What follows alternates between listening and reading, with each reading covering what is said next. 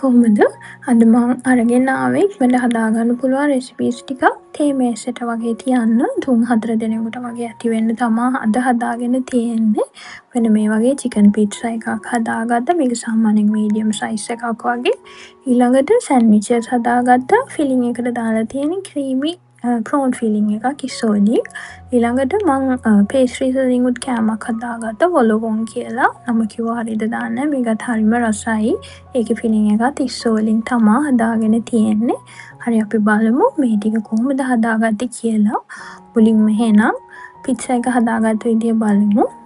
මේ පිට්සා එක මොසරෙලා චීස් ගෙදර තිබ්බත් නැතත් ඔයගොල්ලන්ට හදාගන්න පුළුවන්. මේ වගේ චීසි ෆ්ලේවර් එකක් එන්න මුලින්ම කරේ මං ඊස්ට් එක වැඩද කියලා බලන්න මද උණුසුම් වතුර කෝප කාලකට වගේ ඊස්ට් තේ හැඳි එකයි සීනි තේ හැඳි එකයි දාලා මෙහෙම මිශ්‍ර කරලා ටිකක් වහලා තිබ්බා විනාඩි 5ක් වගේ හොඳට බ්ලූම් වෙලා එන්න. මේක ඇක්ටිව් ඊස්ට් එකක් නම් මේ වගේ විනාඩි 5කින් වගේ පෙන එනවා.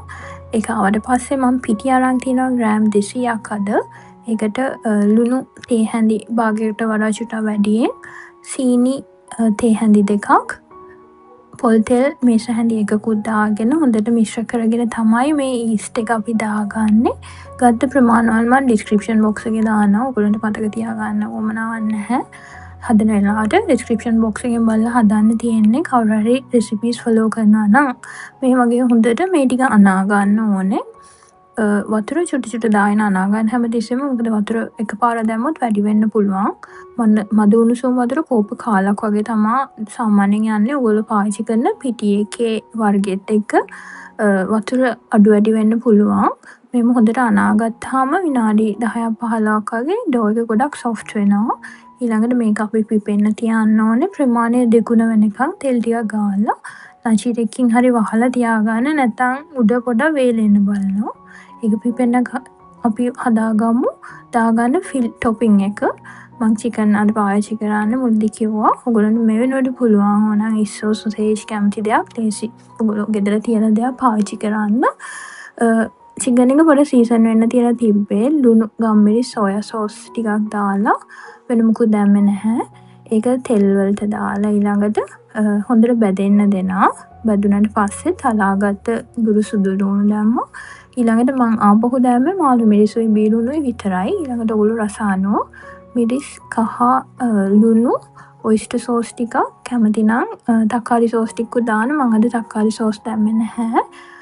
මේ විදිහට චිකන් එක උයා ගන්න තියෙන්නේ. ඔයගොල්ලෝ සාමාන්‍යයෙන් රසට කරි එක හදාගන්න. ඊළඟට අපි පිට්සා එකට දාන පිට්සා සෝස් එක හදාගන්න විදිය බලමු. ඒකට අමාරු නෑ. තෙල් චුට්ටක් දාලා මේ මං සුදු ලුණු බික් එකක් චුට්ටක් බැදෙන්න දුන්නා. ඊට පස්සේ දාගත්තේ තක්කාලි ටිකුයි බීලුණු ටිකුයි සැරට ගන්න කැමති නම් මිරිසුත් දාගන්න. පොඩි බබාලා කනවා නම් මිරිස් දාගන්න එපා. ඊළඟට මං ඔරිගානෝ දානවා අනිවාර්යෙන්. එතකොට තමයි පිට්සා හත් එකේ පිට්සා වල රස සුවඳ එන්නේ. ඊට පස්සේ ඔයගොල්ලන්ට කෑලි මිරිස් ටිකක් ලුණු ටිකක් සීනි ටිකක් දාගන්න තියෙන්නේ. මේක අපි උයා ගන්නවා කියන්නේ තක්කාලි ටික තැම්බෙනකන් විතරක් ලිපේ තියාගන්න මදකින්දරේ. මොකද මේක අපි බ්ලෙන්ඩ් කරනවා. බ්ලෙන්ඩ් කරන්න මේ ටික හොඳට තැම්බිලා තියෙන්න ඕනේ. බ්ලෙන්ඩ් කරලා ඉන්නාට පස්සේ ඔයගොල්ලෝ නිමුණාට පස්සේ අනිවාර්යෙන් බ්ලෙන්ඩ් කරගන්න. බ්ලෙන්ඩ් කරලා ඉන්නාට පස්සේ තමයි මම තක්කාලි සෝස් ටිකක් දාලා අන්තිමට මේක මික්ස් කරගන්නේ. මම ඒක පස්සේ පෙන්නන්නම් කරන විදිහ.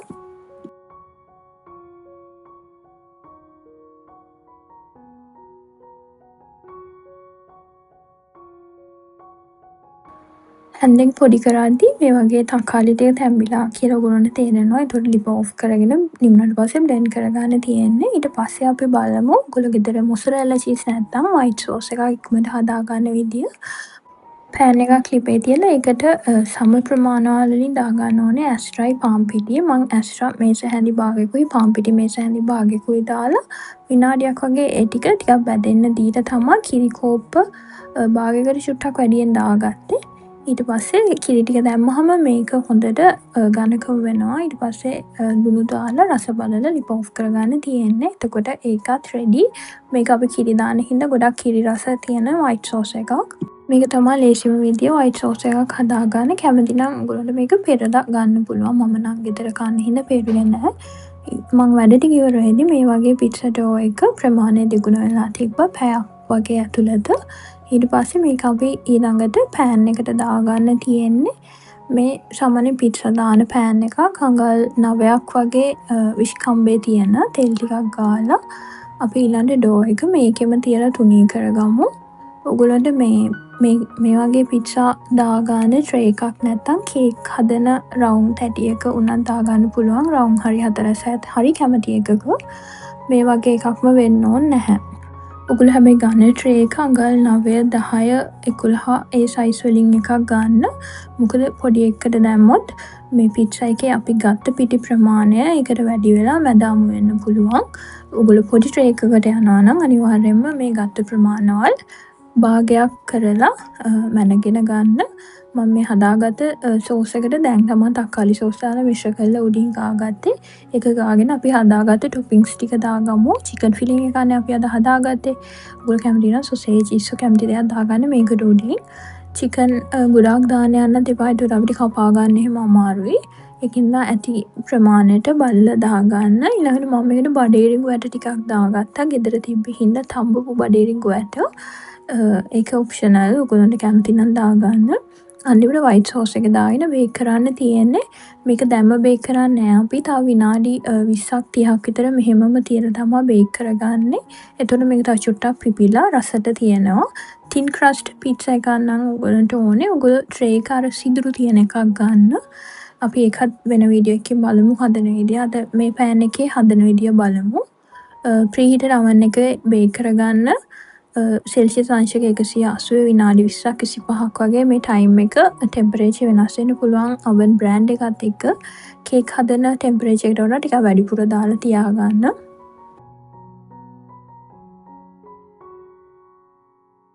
පැය භාගයකට පස්සේ මම oven එකට දාලා බේක් කරලා ගත්තා. oven එකේ එළියට ගත්ත ගමන්ම මම මොසරෙලා චීස් ටිකක් උඩින් දානවා. ගෙදර තියෙනවා නම් විතරක් දාන්න නැත්නම් වයිට් සෝස් එකත් ඇති.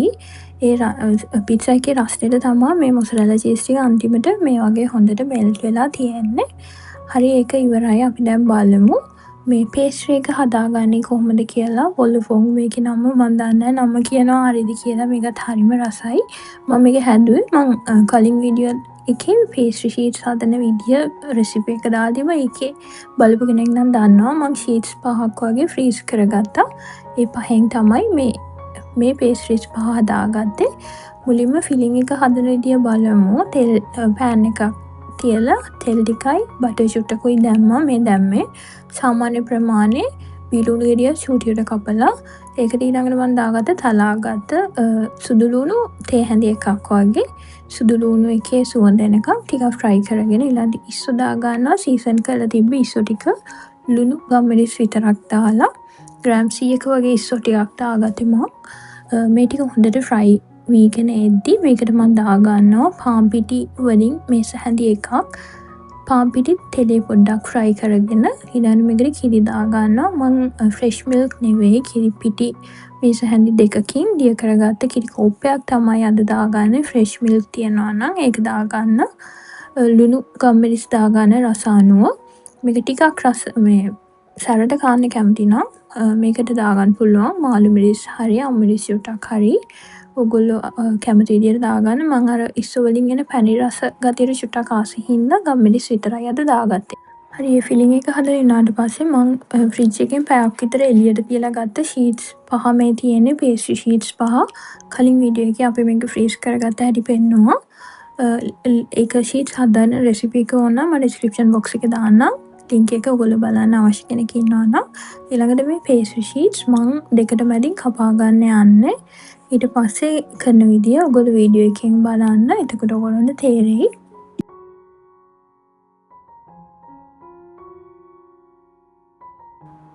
මම මේ ගාගත්තේ බිත්තර කහ මදයකට වතුර චුට්ටක් ගාගෙන ඒක මුඩින් උදාගෙන කැමති නම් තල ඇට ටිකක් ඉහාගෙන බේක් කරගන්න තියෙන්නේ. ප්‍රීහීටර් oven එකේ සෙල්සියස් අංශක 150 විනාඩි 20ක් වගේ මම සාමාන්‍යයෙන් දාන්නේ. මේ ටෙම්පරේචර් එක ටයිම් එක වෙනස් වෙන්න පුළුවන් oven බ්‍රෑන්ඩ් එකත් එක්ක. මෙන්න මේ වගේ තමයි ෂෙල්ස් ටික තියෙන්නේ. අපි හදාගත්ත හොඳට පිපිලා තියෙනවා. ඊළඟට අපි කරන්නේ මේකේ අර රවුම වගේ එකට ෆිලිං එකක් දාගන්න එක. අපි ඒක බේක් වුණාට පස්සේ තමයි දාගන්නේ. ඒක තමයි මේ පේස්ට්‍රි එකේ තියෙන විශේෂත්වය. අපි ඒක දාගන්න විදිහ බලමු දැන්.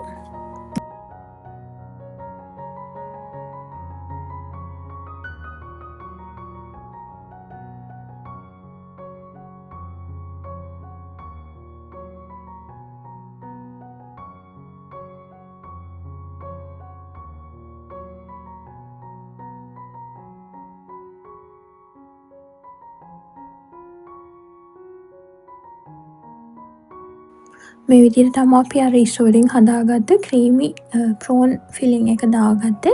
මේක ගොඩාක් පුරවලා දාගන්න ඕනෙත් නැහැ. සාමාන්‍ය කන්න පහසු වෙන ප්‍රමාණයකට දාගන්න. කැමති නම් අපි අර අයින් කරගත්ත රවුම මෙහෙම උඩින් තියාගන්නත් පුළුවන්. නැත්නම් නිකන් තියන්නත් පුළුවන්.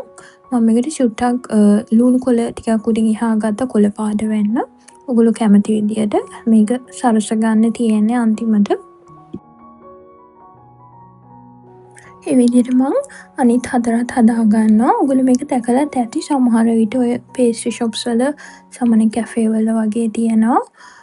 මේක සාමාන්‍යයෙන් මිල වැඩි එකක්. කාපු අය නම් දන්නවා මේක ගොඩක් රසයි වෙනට. ඔයගොල්ලෝ අද දැක්ක කොහොමද ගෙදරම ඉක්මනට හදාගන්නේ කියලා. සාමාන්‍යයෙන් මේක රවුම් වලට හදන්නේ. රවුම් කපන්න ගියොත් අපේ ෂීට් එක අපත යන හින්දා තමයි මං මේ හැඩයට කපාගත්තේ. සාමාන්‍යයෙන් ඔයගොල්ලෝ දැකලා ඇති රවුම් වලට තියෙනවා මේ ප්‍රෝන් ෆිලිං වොල්බෝන් එක. අද මම මේකට ඉස්සු දාගත්තට ඔයගොල්ලන්ට පුළුවන් ඉස්සු වෙනුවට තම්බ ගත්ත චිකන් උනත් දාගන්න.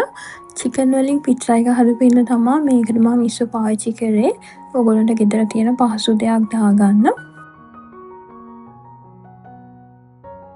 ෆිලිං එක ටිකක් ඉතුරු වෙච්ච හින්දා ඒක දාගෙන මම සෑන්ඩ්විචස් ටිකුත් හදනවා. මං ගාව තිබ්බ පාන් පෙති 4ක් පොඩ්ඩක් ෆිලිං එක තියෙන හින්දා පාන් පෙති 4ක් පාවිච්චි කරලා මේ වගේ සෑන්ඩ්විචස් හදාගත්තා. මේ සෑන්ඩ්විච් එක ටිකක් පැණි රස එනවා. පැණි රසට අකමැති කෙනෙක් නම් ෆිලිං එකට ඔයගොල්ලන්ට ගම්මිරිස් ටිකක් තව වැඩිපුර දාගන්න. නැත්නම් මතක ඇතිව අමිරිසුත් දාගන්න ෆිලිං එක මුලදී හදද්දි. මේක සෑන්ඩ්විච් ෆිලිං එකක් විදියටත් හරිම රහයි. මේ ඉස්සු දාලා අපි හදාගත්ත ෆිලිං එක ඔයගොල්ලෝ එකත් හදලා බලන්න. කාලා නැත්නම් කලින් පාන් පෙති වල බටර් ගාගෙන ෆිලිං එක දාගෙන කපා ගන්න තියෙන්නේ කැමති හැඩයකට. එතකොට ඒ වැඩෙත් ඉවරයි. හරි මේ විදිහට තමයි අපි අද කෑම ටික හදාගත්තේ. ගත්ත දේවල් මම ඩිස්ක්‍රිප්ෂන් බොක්ස් එකේ දාන්නම් ප්‍රමාණවලුත් එක්ක. එතකොට ඔයගොල්ලෝ ලේසි හින්දා මේට අමතරව ඔයගොල්ලන්ට මොනවා හරි හදන්න ඕන නම් කමෙන්ට් එකක් දාන්න. අපි හදලා බලමු ඒවා කොහොමද ගෙදර ඉක්මනට හදාගන්නේ කියලා. ඉක්ලියාස් හදන්නත් ඕනේ. ගොඩක් දෙනෙක් කිව්වා ඉක්ලියාස් හදමු කියලා. ඒකත් අපි වීඩියෝ එකකින් අරන් යමු. පැණි රස කෑම කන්න එච්චර ලොකු කැමැත්තක් නැති හින්දා මම ඒ වගේ දේවල් හදන්නේ නැත්තේ. එහෙනම් අදත් වීඩියෝ එක ඉවර වෙනකම්ම බලන් හිටියට thank you.